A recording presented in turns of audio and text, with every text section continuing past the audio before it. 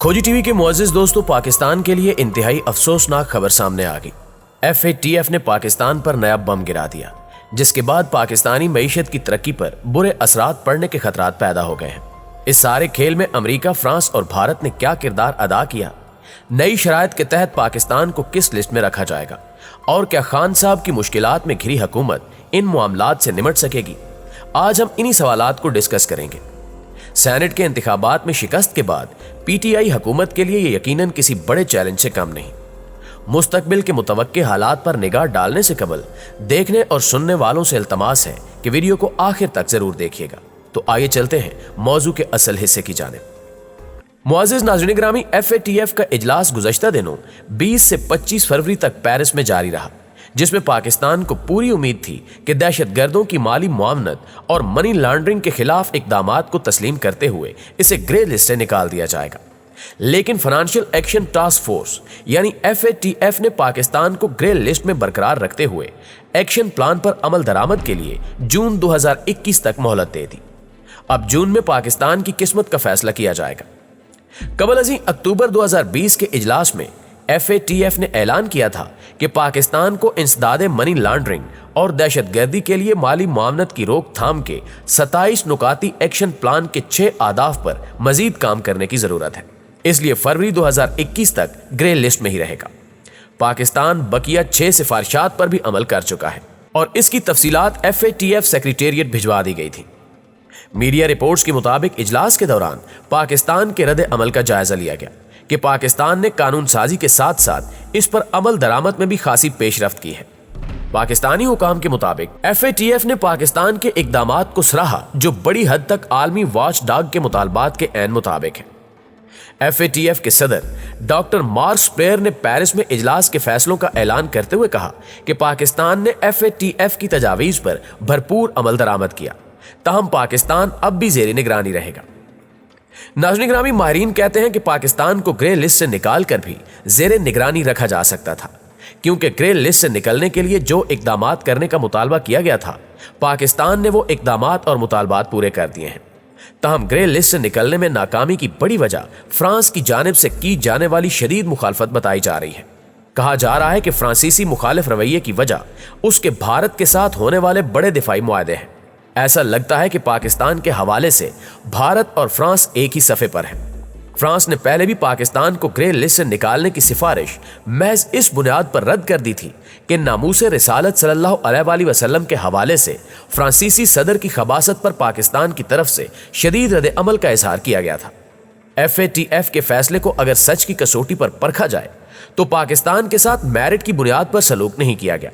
FATF के अरकान किसी न किसी इनफरादी जरूरत या सिफारती दबाव की वजह से पाकिस्तान के हक में राय देने पर तैयार दिखाई नहीं दे रहे थे। यह बिल्कुल वाज़ेह है कि इदारे ने पाकिस्तान को ग्रे लिस्ट में रखने का फैसला भारत, फ्रांस और अमेरिका के दबाव पर किया है। बताया जा रहा है कि डैनियल पर्ल कत्ल केस में उमर शेख की बरीयत के फैसले पर अमेरिका तहफ़्फ़ुज़ात का इजहार करता चला आ रहा है, जबकि भारत हमेशा पाकिस्तान के खिलाफ सरगर्म रहा है। बिलाशुबा एक बड़े आलमी इदारे को सियासी मकासद के लिए इस्तेमाल करना इदारे की साख को तबाह कर देगा। 2008 में पाकिस्तान का नाम ग्रे लिस्ट में शामिल हुआ था। नाज़रीन गिरामी, अगर बात की जाए फैक्ट्स एंड फिगर्स की तो 2012 से 2015 तक पाकिस्तान इस लिस्ट में रहा। 2018 में इसे उस वक्त दोबारा ग्रे लिस्ट में शामिल कर लिया गया जब पाक अमेरिका ताल्लुकात में कशीदगी बढ़ गई थी, जब पाकिस्तान को अफगान जंग में बराह रास्त किरदार अदा न करने पर सदर ट्रंप की तरफ से जंग की धमकियां दी जाती थी। उस वक्त पाकिस्तान को करारदाद की मुखालफत करने वाले 3 मुल्क भी न मिल सके। सिर्फ तुर्की ने इसकी मुखालफत की थी, जबकि भारत ने पाकिस्तान को ग्रे लिस्ट में डालने के हवाले से काफी लॉबिंग की थी और उसी की करारदाद पर पाकिस्तान को ग्रे लिस्ट में शामिल किया गया था। FATF के क्याम का बुनियादी मकसद आलमी सतह पर मनी लॉन्ड्रिंग को रोकना है। 1999 में तश्कील दी जाने वाली इस तंजीम के अरकान की तादाद 37 है, जबकि 2 इलाकाई तंजीमें भी इसकी मेंबर हैं। भारत इस तंजीम का रुकन है। पाकिस्तान इसकी ज़ैली तंजीम एशिया पैसिफिक ग्रुप के जरिए इससे वाबस्ता है। ब्लैक लिस्ट में उन ममालिक को शामिल किया जाता है जो दहशतगर्दी के लिए इस्तेमाल होने वाली फंडिंग और मनी लॉन्ड्रिंग के खिलाफ कानून साजी के लिए आलमी इदारों से ताउन नहीं करते, या उन मुल्कों में कानून साजी या कवानीन पर अमल नाकाफी हो। जूं ही ये अंदेशा दूर हो जाता है, उस मुल्क का नाम फहरिस्त से निकाल दिया जाता है। बसूरत दीगर ऐसा मुल्क दुनिया भर में कारोबारी बंदिशों का सामना करता है, जबकि बैनुल अक़वामी मालियाती इदारे ऐसे मुल्क की इमदाद रोक देते हैं। FATF के रुकन ममालिक किसी भी मुल्क का नाम इन लिस्टों में शामिल करने की करारदाद पेश कर सकते हैं। मेंबर ममालिक में से 3 ममालिक मुखालफत करें तो करारदाद मुस्तरद हो जाती है।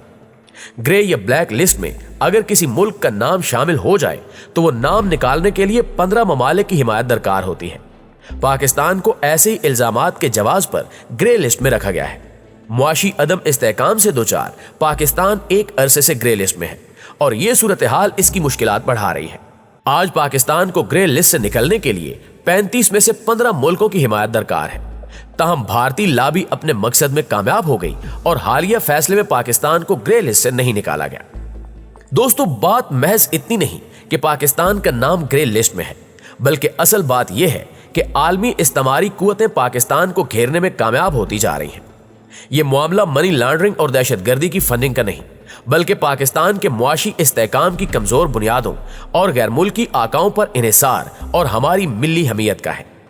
अगर हमारे हुक्मरानों ने अपने रवैये को तब्दील न किया तो हुकूमत पर बैनुल अक़वामी मालियाती फंड के लबो लहजे का फर्क जल्द वाज़ेह हो जाएगा।